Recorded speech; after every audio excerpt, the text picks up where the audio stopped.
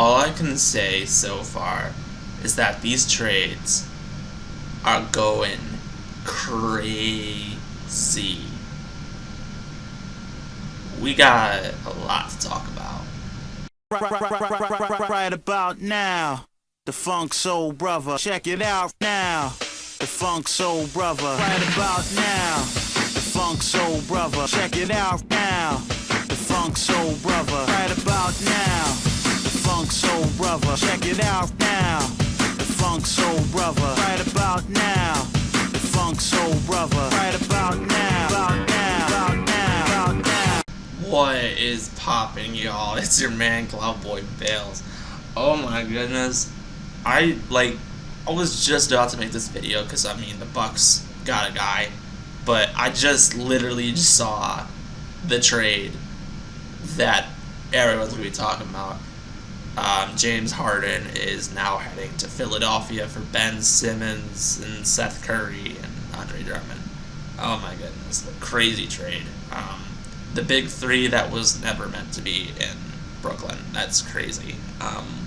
Honestly, with the way Brooklyn is going, I hope we don't play them in the first round, but oh boy, that would suck if we did. But that's a huge, actually, I mean, this is a huge win for both teams, just saying. I mean, I gotta be completely clear before I even talk about what I was even gonna talk about in this video. I mean, but yeah, I mean, who knows if it's a huge win because the Sixers are just gonna go downhill when Harden and Embiid get at each other and fight and cause drama, and then Simmons is gonna cost a lot of other things for the Nets, and yeah, I don't know how that's gonna work, but if these two teams really dominate, that's gonna be great. I mean, this is a great trade on both sides. I mean, who knows what'll happen, but yeah. But anyways, obviously this trade happened about an hour ago, maybe an hour or two ago, but I was busy doing schoolwork classes, so I didn't really get a chance to really look into it. But the big trade is now the Bucks. They have been really dealing with a lot of big man problems ever since Brook Lopez, had the back issues. He had back surgery.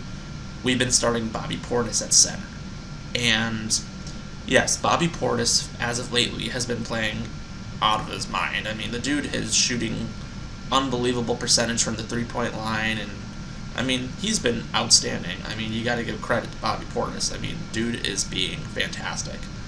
But the problem was, he's very undersized and isn't the greatest. He isn't the greatest defender. Now, his defense has gotten a lot better from what it was, which is great. However, we don't have any centers because Brook Lopez is a huge guy that can make block shots. And he's like a wall. He's a tower. We don't have that. And we kept trying to look at different situations. Now, we were thinking maybe Mamu was going to be a guy that would step up, but so far he's not ready yet. Then we decided to go for DeMarcus Cousins. That was working so far, and then for no reason he was cut. We don't know why.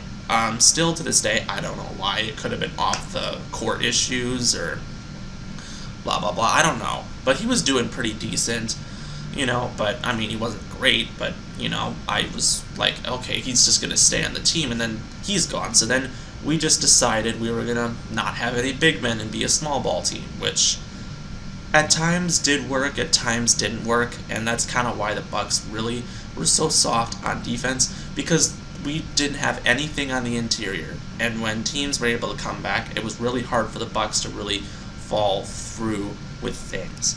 Now, we just recently picked up Greg Monroe to a 10-day contract, but now with this trade, I think this 10-day contract goes up. Monroe isn't going to come back, but I mean, it's great to see Moose back in Milwaukee for a little bit while, we try to figure out some things, but this trade was actually a huge trade. Now, I'm a huge fan of this guy, and I've wanted him in Milwaukee for a very long time, and I think he really fits with the system because he's the exact type of player that Bud would really like. So basically, we got Serge Ibaka. He's a guy that I've been really calling a buck killer for kind of a long time because he always seems to play good against Milwaukee. In the playoffs when he was on the Raptors, and then also some other things. Now, he hasn't been the same lately. I mean, he was dealing with an injury last year, and a lot of people completely forgot he was even on the Clippers this year. So, here's the trade. So, Ibaka was sent from the Clippers to the Bucks in a 4-team trade. Now, the big player that was involved in this trade was Marvin Bagley. He was on the Kings. The Kings are basically moving on from everyone. Marvin Bagley was acquired from the Pistons. So, it's a 4-team trade. So, fortunately, we had to give up some of our own to get Ibaka. And one of the players that we unfortunately had to give up was Dante DiVincenzo, who obviously who is now going to be on the Kings. Josh Jackson and Trey Lyles were acquired from the Pistons as well, so they got these things. The thing about Dante DiVincenzo is, as much as I liked him, as much as I was so excited to draft him, he just wasn't doing what I thought he was going to do. And while it sucks to see him go because I thought he was going to develop into a great player, there's just so much about him that I just think is not really going to fall through. And with the way Grayson Allen's been playing, I completely realize we should have drafted Grayson Allen instead of Dante DiVincenzo that year. It just hurts for me to say it, but that was the better pick. And all along, we just never realized it. So, good luck to Dante DiVincenzo. I mean, I was a fan of him in college, and I really hope he does successful. I'm still going to be a fan of him no matter what, but I want to see him do good. And then we also had to trade some more players to the Clippers. They acquired Semi Ojeleye and Rodney Hood, two guys that we picked up before the start of the season, and it was true. I mean, I knew, when we signed those guys, I was just going to be like, yeah, these guys are going to be traded somewhere for some bigger guy. Like, this I knew from the start, getting guys like that were just trade bait. I mean, this wasn't really a big deal, but obviously that's the thing. So here's the thing about Serge Ibaka. Now, he seems to have these persistent back issues behind him, but I think, from the way he's playing this season, I think he's doing a lot better. I think, what's great is he's going to replace center minutes that are vacated by Brook Lopez's absence, stemming from this back surgery. He fits the Bucks offense as a stretch 5 capable of hitting threes while Giannis Antetokounmpo operates the paint. He's exactly what they're looking for. He will probably come off the bench because of the way Bobby Portis has been playing as of lately, but we could see minutes at both backup center and power forward, which should allow him to really get a good share of minutes. And I think he's going to get a lot of minutes. I mean, I think this is a great trade. I mean, absolutely. Ibaka was like one of the reasons why the Raptors won the finals. I mean, dude is such a very talented player. I mean, he was a huge deal. Over his past 24 appearances, which I was talking about this year, he's averaged 7.7 points, 4.8 rebounds, and 1 block in 16 minutes, while shooting 38.1% from 3 on 1.8 attempts per game. Obviously he's not doing as much because he had a slowly decreased role, but of course that's the same thing that happened to PJ Tucker when we traded him last year. I say this trade is fantastic. I'm really happy about it. I'm really happy to see what he brings. I think he's a total fit for the team.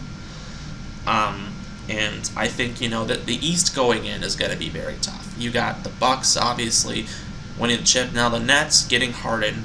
The Nets getting Simmons, I think, is going to help because they got that guy that can really play defense. The Sixers now got Embiid and Harden. The Cavs, don't cut out the Cavs right now. The Cavs, I think, are a team that could make the Eastern Conference Finals, but no one's talking about them. I mean, they just traded for Karis LeVert, and LeBron's probably now sitting there looking like, I should have stayed in Cleveland because look at how bad LA has been right now. It's just crazy. And then the Bulls, of course, are doing really good. They have that dominant starting 5. And, well, of course, there's no Lonzo Ball and Alex Caruso for right now, but they still have a dominant team. Heat are also a very good team. It's going to be a bloodbath coming into this final stretches because we're going to be seeing a lot of games, and I mean, I don't know what's going to happen, but I'm very excited to see what does happen in this playoffs because these trades are going to shape up. The East is looking really good and very talented. We're going to see a lot of great matchups. I mean, seriously. But this deal for the Bucks and Ibaka, I think, is fantastic. That's all I got to really say. So if you like what you see, comment below, subscribe, do whatever. And as always, it's your man Cloudboy Bales. Stay safe, be smart, and as always, go Bucks. We'll see you